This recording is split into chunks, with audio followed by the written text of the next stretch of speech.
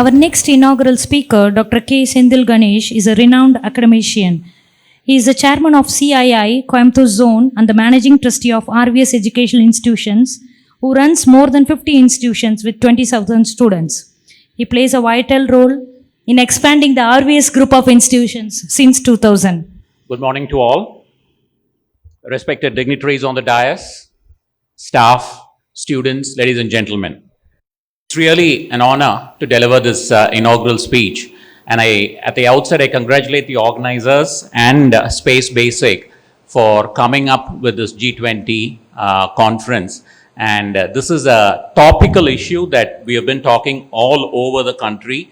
And the previous speaker, Professor Dr. Shine, aptly touched upon the need for research and how we have to improve. Yes, we have been talking about our achievements. Yes, it is an enormous feat that we have achieved by having a satellite to the moon. But this is not because of the work of the entire India. This is the work of a few elite institutions. This is what you were alluding to, sir. We totally agree with that. And in the next few years or 10 years or 20 years, how many ever years it takes, I think the need is to spread quality throughout the entire country, and it should not just rest with a few elite institutions, was the theme of our previous speaker's talk, and we all concur with it. Especially in educational institutions, day in and day out, we have been talking about quality, whether it is a CII conference or whether it is any other industry conference. It could be different industry conference, but the underlying theme there is the unemployability of our students. This is what they all talk in our conferences. And I'm sure with all the efforts that both the central and the state governments are taking, I think we are in the right direction, but we just have to march a little forward. I'll just spend the next few minutes talking about the growth of a country. Every country, whether it's a developing country, poor country, or a developed country, aspires to grow. And the yardstick to measure growth, as we all know, is GDP or GDP per capita or gross national product. But if we actually go back and look at the history of growth of these countries, about 500 years back, most of the countries were agrarian societies. About 70 to 80% of the population were employed in agriculture, and they were catering to the basic needs of the citizenry. But fast forward 500 years now, especially the Western countries, less than 10% or even between 5 to 10% of the workforce are employed in agriculture. But in spite of that, we are able to feed the world where the population has grown more than 5 times or 6 times or even 10 times than 200 years back. This is precisely because of the productivity in agriculture. So one of the major goals of all the countries is how to move people out of agriculture and employ them in other industries. So then came the Industrial Revolution in the West about 300 years back. The country started getting industrialized and people were moved from agriculture to industries. Especially in the far eastern Asian countries, the last 30-40 years have been driven by manufacturing growth.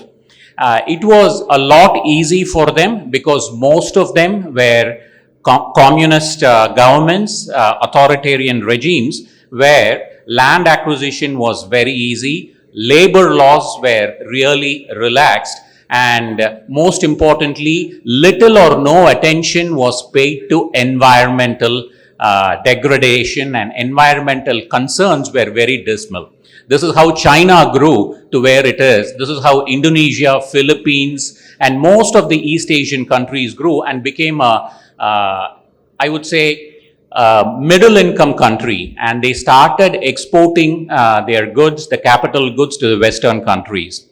But India has also developed in the industrial realm, but the last 40 years, India's GDP, the industrial contribution to India's GDP has remained stagnant. In spite of all the talks about industrialization, in fact, we at Coimbatore are very, very proud of Coimbatore's achievements in manufacturing. We invented the indigenous electric motor. I don't know how many of you know that. It was Coimbatore who invented the first indigenous electric motor. And yes, I think we should give a big round of applause to the visionaries. And it was here where wet grinder was invented as well. Wet grinder came out of Coimbatore and now it's all over the world, I should say. So inventions have happened out of Coimbatore, and Coimbatore is now known not just as a very niche manufacturing hub. We are well known in pumps, foundries, auto components, you name it, across different verticals. In fact, this morning I was talking to the DRDO chief from Bharatiyar University. He was just talking about how Coimbatore is leading the way in defense manufacturing. So yes, so manufacturing is definitely something that we all need to concentrate. But we should also know that for India to go to the next level, manufacturing alone is not sufficient. So I'll just spend the next 5 minutes putting forth my views as to what we should do apart from manufacturing. I don't know how many of you know, India is one of the second largest exporter of cell phones. I hope you have read in the papers in the past 3-4 years, we have achieved an enormous feat. But there is a problem there. 90% of the products are imported from China, and only 10% 10% of that manufacturing happens in India, which is assembling the components that we import, and then we cater to the local market, local demands, and we also export it to other countries. So this is good. This is an enormous feat. We all have to congratulate the industry captains who have done that, the government who have paved way for all these things.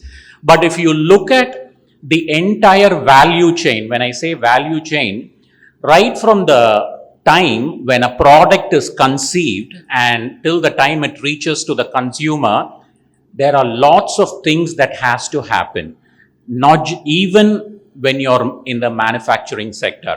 So for example, only 30% of any manufactured goods, if you consider the value chain, only 30% of that is contributed by the physical manufacturing. So what happens to the rest 70%? About 30% is coming from R&D and design, and the rest 35% is coming from marketing, finance, and servicing. So the 30%, apart from the 30% of manufacturing, majority of that is coming out of the brain, like more than the brawn. So research, R&D constitutes about 30-35%, and finance, maintenance, servicing, which is also servicing, and marketing contributes to the rest. And for India to go to the next level, I think it is this value chain that we have to capture.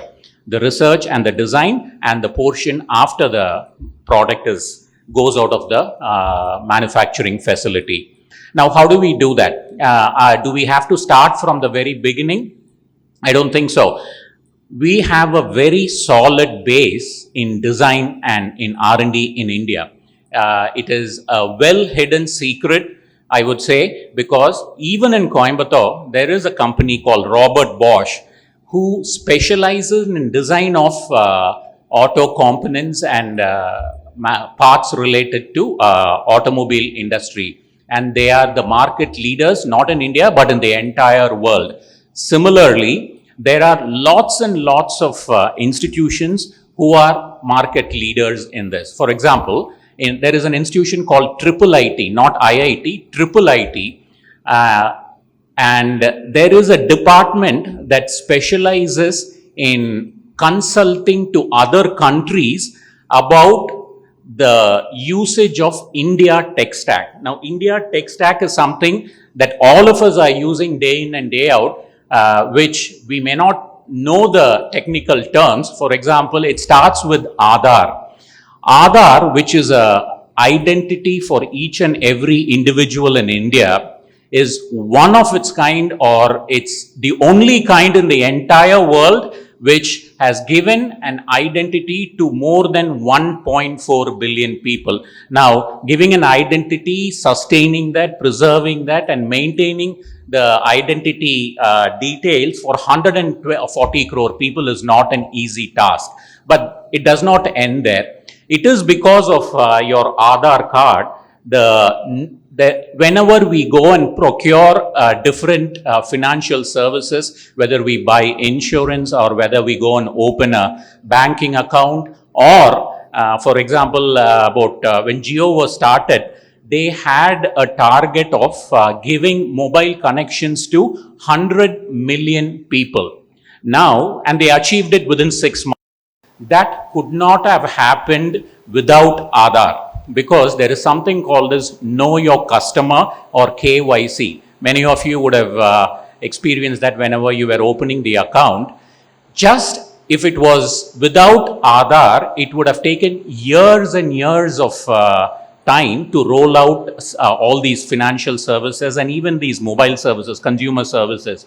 With the help of Aadhaar, we were able to achieve that. Now, a lot of the countries are looking upon to India to understand how we have achieved this. The credit goes to the implementers. It was spearheaded by Shri Nandan Nilekani of Infosys, and there was an entire team who developed this Aadhaar identity, and it is revolutionizing, and it is helping even common man, people in remote parts of India, access to financial services. So this is what the future of India is going to be. The future of India's growth is going to come from the knowledge economy rather than the manufacturing economy. This was my underlying point. And now, I don't know how many of you saw, like a couple of days back, I saw a WhatsApp where a German ambassador came to India, and he was awestruck. He just went to a vegetable market, a roadside vegetable market, and he used his cell phone, and using the UPI mechanism, he paid for the vegetables, and he was completely awestruck with the amount of digital proliferation that has happened. Now, all of you are aware that we can go to a tea shop and we can just pay using our UPI or just with a mobile phone. This is an enormous feat that our country has achieved, and this is what is going to power the future of India, in my opinion. Many stalwarts have said that. There is another huge revolution that is happening, which we will all come to know in the next couple of years, which is called as ONDC, Open Network Digital Commerce. It is headed by one Mr. Thampi Koshi, who also was part of this Aadhaar tech stack. And the basic objective of ONDC is to enable peer-to-peer e-commerce. Okay, so now e-commerce is in the hands of the giants like Amazon and Flipkart and the Mintras of the world, all the big companies. Now, if you ask anybody who's selling through Amazon, you will understand that almost 40% of the margin is taken away by the Amazons and the big giants. Now, ONDC is going to revolutionize this. This was the case with the payment services. Prior to UPI implementation, and UPI is part of India's tech stack, prior to UPI implementation, these private companies were charging about 2 to 3% per transaction. Now, after UPI, this has drastically come down, and all these fintech companies are now finding more innovative ways to make money. So this is the reason why I think one company at the BharatPay, not BharatPay, there is one more company which listed at a very high price, but it crashed soon after that because UPI took away most of its profits. This is exactly going to happen in e-commerce. ONDC is going to is going to give Indian consumers an open network, and Indian farmers and the kirana shops that you see everywhere.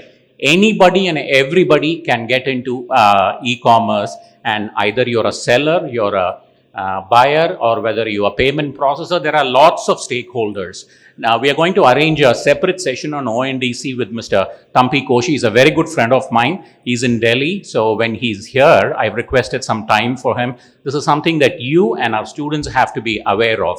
So this is the knowledge economy that is going to power India. And we all have to get ready for that. Our students have to get ready for that. And I'm sure conferences like this will help us to lead us in the right direction. We have other eminent speakers who are going to talk about the prospects in these other knowledge economy related industries. And I once again wish and thank the organizers for coming up with this wonderful topic. And we'll all have to join together for India to achieve the 2047, what our Prime Minister has laid out. Good luck to all.